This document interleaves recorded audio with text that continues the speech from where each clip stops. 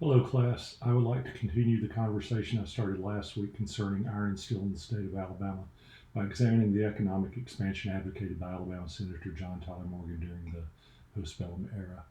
John Tyler Morgan was born on June 20th, 1824, in Athens, Tennessee, and he moved with his family to present-day Calhoun County, Alabama in 1833. He was educated at home, passed the Alabama bar in 1845, and excelled at the law before joining the Confederate Army in 1861, where he rose to the rank of general.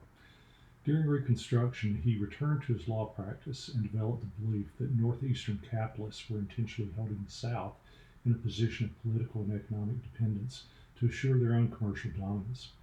Therefore, he believed that the South had to become economically self-sufficient. As a member of the Senate Foreign Relations Committee from 1878 to 1907, he advocated a comprehensive program of economic and territorial expansion to rescue the South, especially Alabama, from this colonial status by making others dependent. The Alabama iron manufacturers openly supported territorial and commercial expansion. They believed that global markets held the key to their industrial prosperity.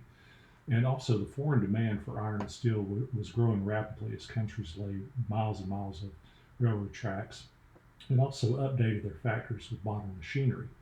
Iron became the South's second largest export, and the sale of Alabama pig iron in foreign ports was important to the state's economy. Birmingham's industrial leaders knew that increasing America's markets around the globe meant larger profits from increased overseas trade and the new industries that would emerge as a consequence. So took a look at some statistics from the iron and steel industries of the southern states census bulletin published in January of 1893. And in these statistics, we see some significant growth in the Alabama steel and iron industry from 1880 to 1890. So obviously the efforts of Morgan for expansionism was paying off for Alabama. So let's take a quick look at a few examples of statistics.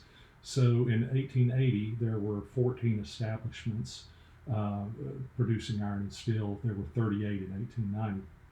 The capital invested in 1880 was 3.3 million. In 1890, it rose to 19 million. Wages paid went from 571,000 in 1880 to 2.2 million in 1890, and then the value of products went from 1.4 million to 12.5 million in 1890. However, I would say the statistics don't tell the complete story of the uphill battle for the South. One of our required readings was David Meyer's journal article, Midwestern Industrialization in the American Manufacturing Belt in the 19th century. And in here, Meyer points out that the South failed to industrialize comparably to the Midwest. By the end of the antebellum period, the Midwest had a much larger urban industrial sector than the South. In addition to this, the industrial might of the Northeast also contributed to that problem. In closing, I would say that regardless of their efforts to expand into international markets, neither Morgan nor the iron and coal leaders could turn Birmingham, Alabama into a dominant new South city that they had envisioned. They faced some overwhelming issues. One of these issues was the city's isolation in the Deep South. That meant that it was not close to major foundries and manufacturers of metal goods like its northern competitors.